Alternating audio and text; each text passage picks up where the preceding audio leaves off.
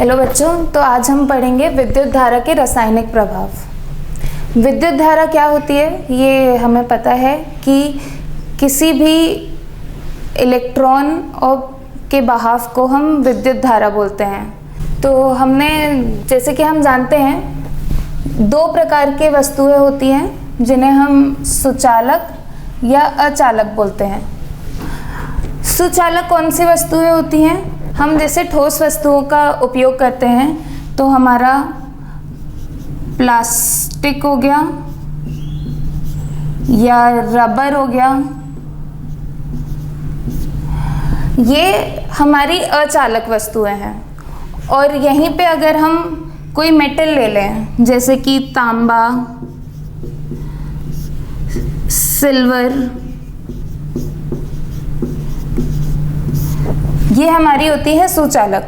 ये हमारे विद्युत धारा के प्रभाव को होने में सहायता करती हैं। इनके द्वारा हम बिजली का प्रवाह कर सकते हैं, जबकि ये जो प्लास्टिक या रबर है उसमें ऐसा नहीं हो पाता है।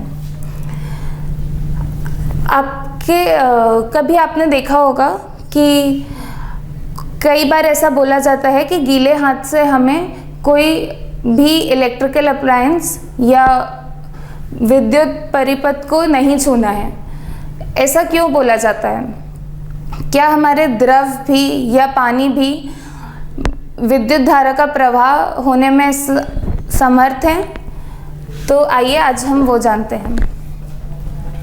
इसके लिए हम एक छोटा सा टेस्ट कर सकते हैं, एक टेस्टर बना सकते हैं। ये जो पानी, इसमें हम पानी डालेंगे या फिर हम इसमें नींबू का रस भी डाल सकते हैं।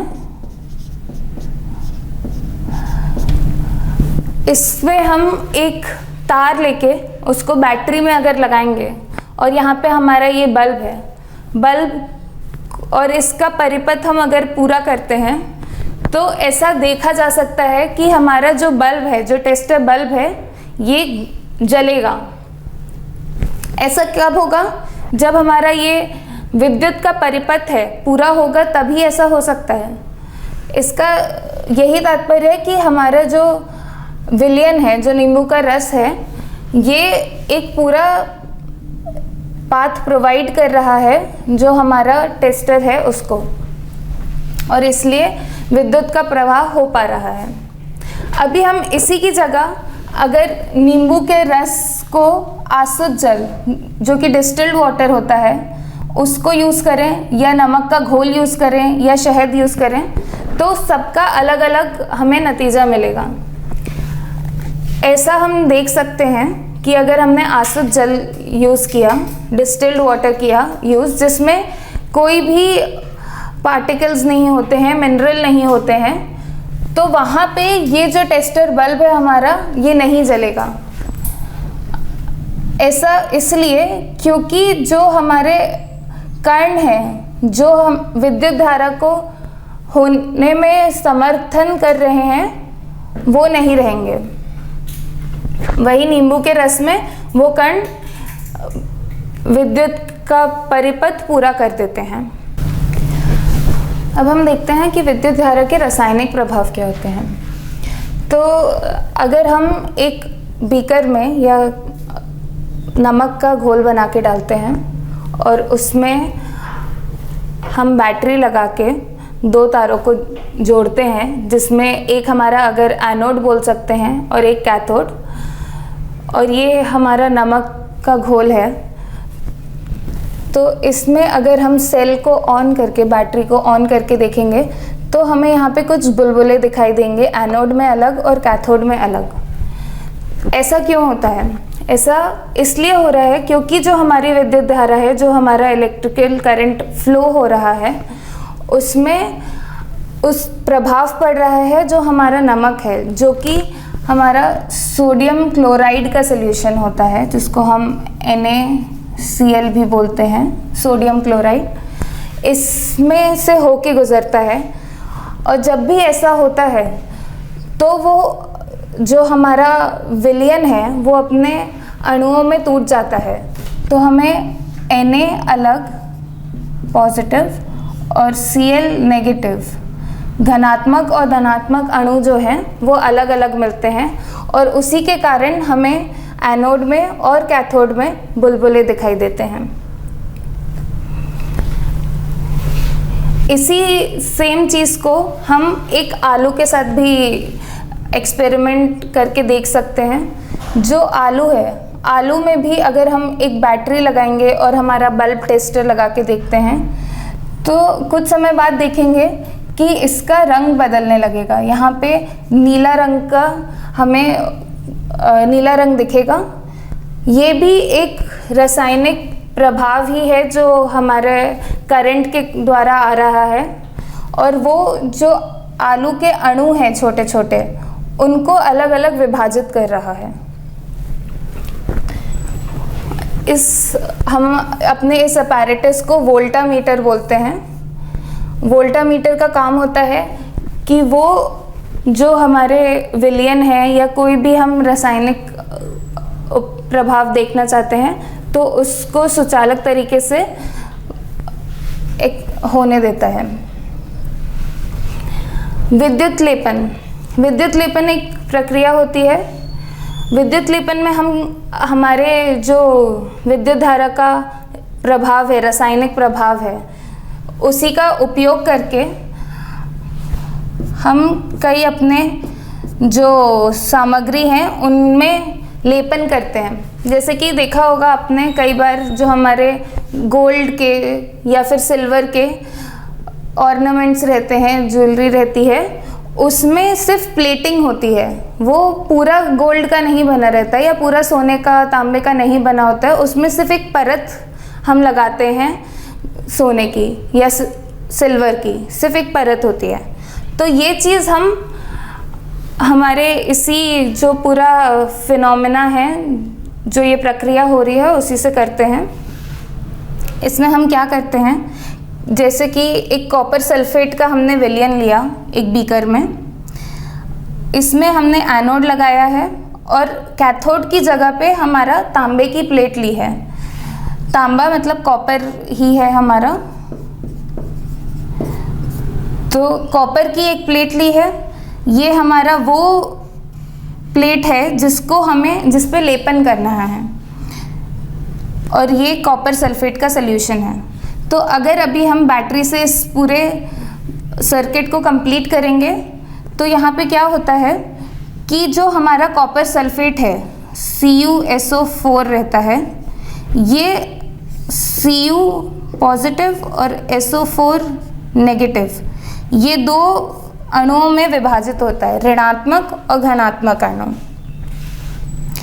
इसमें से जो कॉपर है जो कि पॉजिटिव है वो यहाँ पे प्लेट के आसपास एक परत की तरह लग जाता है, और वहीं पे जो सल्फेट है वो यहाँ पे छोटे छोटे इस विलयन में छूट जाता है।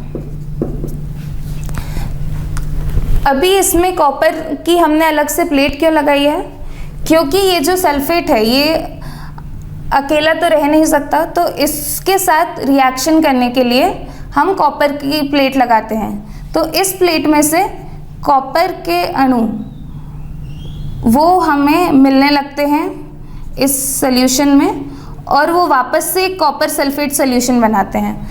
तो जो प्रोसेस हो रही है कि हमारा कॉपर जाके एनोड प्लेट में परत जमा रहा है, ये एनोड में परत बना रहा है, और जो कॉपर की हमने अलग से प्लेट बनाई है वो हमारे विलयन में जा रही है।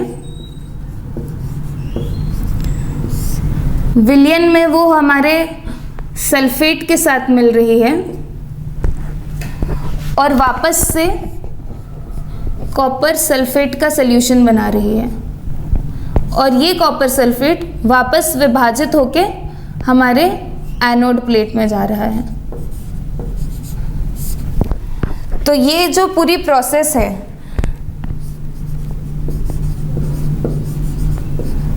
इसी को हम विद्युत लेपन बोलते हैं। तो जैसे कि मैंने बताया, हम सोने चांदी का पूरा वस्तु ना बना के उसमें सिर्फ एक परत लगा सकते हैं, जो कि इस प्रोसेस के थ्रू पूरी होती है। विद्युत लेपन के क्या क्या फ़ायदे होते हैं या हम कहाँ यूज़ करते हैं? तो पहला, जो कि हम अलग धातुओं की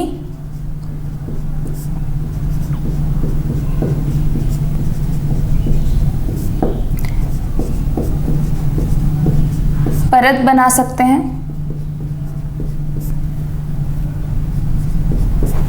हम किसी भी अलग धातु को, जैसे कि अगर हमारा तांबे का कोई वस्तु है तो हम उसमें ऊपर से सोने का एक सस्ते धातु के ऊपर एक कोई महंगे धातु की परत चढ़ा सकते हैं। दूसरा, जंग से बचाने के लिए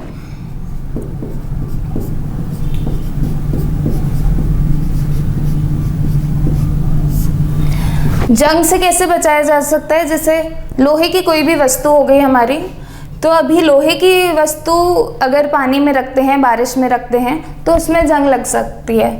तो इसी लोहे की वस्तु में हम अगर जिंक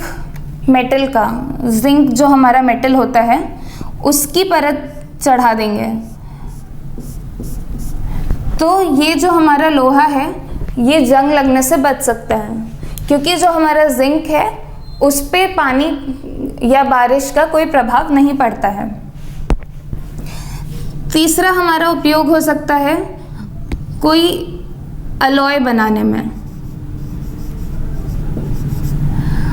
तो अलॉय क्या होते हैं? जब भी हम किसी दो धातुओं के, दो या दो से अधिक धातुओं को की एक वस्तु बनाते हैं तो उसको अलॉय कहते हैं। अलॉय का फ़ायदा क्या होता है कि हमें अलग अलग जो धातु हैं सबके जो गुण हैं, जैसे हमने चांदी ले लिया, या फिर हम चांदी जो हमारा एक सुचालक है, अच्छा सुचालक है, वो ले लिया, और हमने लोहा ले लिया, लोहे के कुछ गुण आ गए, तांबा ले लिया। इन तीनों चीज़ों को मिला के अगर हम एक नया धातु बना देंगे तो उसको अलॉय बोलते हैं। तो ये अलॉय बनाने का काम भी हम इलेक्ट्रोप्लेटिंग के द्वारा ही करते हैं। यहाँ पे हम एक तरीके का धातु रखेंगे और वहीं पे ये दूसरी जो हमारी प्लेट रहेगी उसमें दूसरा धातु रखेंगे, तो वो वापस से इसमें परत बनाएगा और हमारा जो नया धातु मिलेगा उसमें दोनों के गुण होंगे, एक तो वो जो खुद था और दूसरा जो इसके कारण परत बनी है उसका। एक चीज़ बताना चाहूँगी कि जो हमारा सल्यूशन है वो भी हम ऐसा बोल सकते हैं कि जो हमारा विलयन है वो एक सुचालक है। सुचालक क्या होते हैं? जो हमारे विद्युत धारा के परिपथ को पूरा करते हैं। तो हमारे जितने भी द्रव हैं वो सुचालक होते हैं, या फिर कई बार ऐसा हो सकता है कि हमें ये जो हमारा बल्ब टेस्टर है ना, ये जलता हुआ ना दिखे। तो ऐसा इसलिए होता है क्योंकि उसमें जो हमारे अणुओं की संख्या है या जो उनकी स्ट्रेंथ है वो कम होती है, वो इतनी ज़्यादा नहीं होती कि वो हमारे इस बल्ब को जला सके। बल्ब किस प्रकार से जलता है ये तो आपको पता ही होगा कि इसकी ये जो फिलामेंट है या जो तार है बल्ब के अंदर की, वो गर्म होती है, तो उसी में से जो ऊष्मा उत्पन्न होती है उसी के कारण ये बल्ब हमें जलता हुआ दिखता है। अगर ये तार इतनी गर्म ही नहीं हो पा रही है तो हमें बल्ब जलता हुआ नहीं दिखेगा। इसका ये मतलब नहीं है कि हमारे जो हमने यहाँ पे अपना परिपथ पूरा करने के लिए वस्तु रखा है वो अचालक है। इसका ये मतलब हो सकता है कि वो हीन चालक है, वो उतनी अच्छे से हमारे बल्ब टेस्टर को करंट नहीं पहुंचा पा रहा है, किंतु पहुंचा रहा है, वो रास्ता पूरा कर रहा है, पर उसमें इतनी स्ट्रेंथ नहीं है कि वो बल्ब को जलने में मदद कर सके। अब हम विद्युत सेल के बारे में पढ़ेंगे। तो दो प्रकार की हम सेल देख सकते हैं यहाँ पे, एक वोल्टीय सेल और एक शुष्क यानी ड्राई सेल। तो जो वोल्टीय सेल है ये अलेक्जेंड्रो वोल्टेक एक साइंटिस्ट थे, उन्होंने इजाद किया था, तो उन्हीं के नाम पे पड़ा है। और ये जो हमारी वोल्टीय सेल है, ये जो अभी हमने रासायनिक प्रभाव देखे उसी के कॉन्सेप्ट पे चलती है। यहाँ पे जो हमारा विलयन होता है वो HCl होता है, हाइड्रोजन क्लोराइड, और एनोड जो हमारी होती है वो कॉपर की बनी होती है, और जो कैथोड है वो जिंक की होती है। तो जब हम इसमें पॉजिटिव टर्मिनल यानी कि कॉपर की जो प्लेट है और नेगेटिव टर्मिनल यानी जिंक की जो प्लेट है वो लगाते हैं, तो हमारा ये जो परिपथ है ये पूरा होता है, पाथ हमारा इलेक्ट्रिसिटी का। और इसमें जो HCl पॉजिटिव में H जो हाइड्रोजन है वो पॉजिटिव में टूट जाता है और Cl नेगेटिव में टूट जाता है, और ये दोनों अणु हमारे इलेक्ट्रिसिटी के पाथ को फ्लो होने में मदद करते हैं और पाथ को पूरा करते हैं। यहाँ पे हम हाइड्रोजन एटम्स को देख सकते हैं, हाइड्रोजन आयंस को देख सकते हैं, और जो हमारा एनोड है वहाँ पे हम क्लोराइड नेगेटिव यानी कि धनात्मक जो अणु हैं उनको देख सकते हैं। तो इसी के थ्रू पॉजिटिव टर्मिनल से होते हुए, यहाँ से पॉजिटिव से होते हुए हाइड्रोजन चलता है और नेगेटिव टर्मिनल में जाके पाथ पूरा करता है। और उसी प्रकार यहाँ पे हम इस बल्ब को जलता हुआ देख सकते हैं। तो जो हमारा बेसिक एक कॉन्सेप्ट है वो है कि कभी भी अगर विद्युत को हम एक विलयन से पास करेंगे, कोई भी सॉल्यूशन से पास करेंगे, तो वो अपने अपने आयंस में डिवाइड हो जाएगा।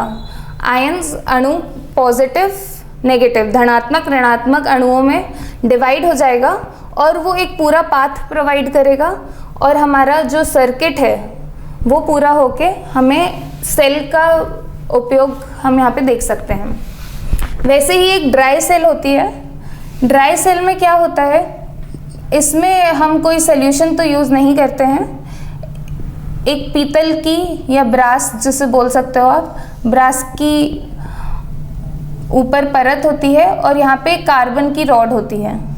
तो जो हमारी कार्बन की रॉड होती है वो हमारा पॉजिटिव टर्मिनल जैसे एक्ट करता है, और यहाँ पे manganese oxide, carbon, aluminium chloride और जिंक क्लोराइड का एक लेपन जैसा बना के, एक मिश्रण बना के रखते हैं, और उसके नीचे प्लास्टर ऑफ पेरिस रहता है, एल्यूमिनियम क्लोराइड और जिंक क्लोराइड का भी एक रेजिस्टिव मटेरियल जैसा मिश्रण रहता है, और इस मिश्रण को हम वैक्स से आउटर सरफेस में लगा देते हैं।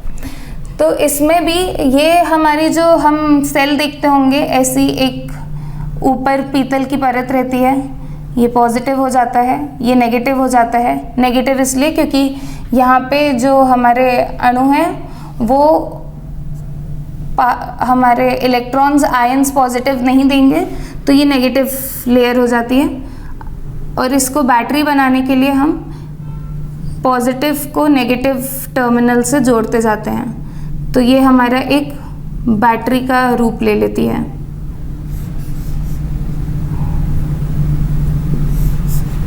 ऐसे हमारी एक बैटरी बन जाती है। नेक्स्ट हम पढ़ेंगे सौर सेल के बारे में। तो सौर सेल यानी कि सोलर सेल, इसका मेन काम होता है कि ये हमारी सूर्य ऊर्जा, सौर ऊर्जा है, उसको विद्युत ऊर्जा में कन्वर्ट करता है। तो यहाँ पे जो ये एक नॉर्मल सिलिकॉन की बनी होती है ये सेल, सिलिकॉन में ही 2 लेयर होती हैं सिलिकॉन की। तो इसका जो ऊपर वाला सिलिकॉन का परत होता है उसमें हम थोड़ी मात्रा में बोरॉन मिला देते हैं, और जो नीचे वाला परत होता है उसमें आर्सेनिक की थोड़ी मात्रा मिलाई जाती है। तो इसका जो नीचे आर्सेनिक की परत है वो हमारी धनात्मक होती है, यानी कि पॉजिटिव टर्मिनल हो जाता है, और ऊपर जो बोरॉन की परत होती है वो हमारा नेगेटिव ऋणात्मक टर्मिनल हो जाता है। इसका जो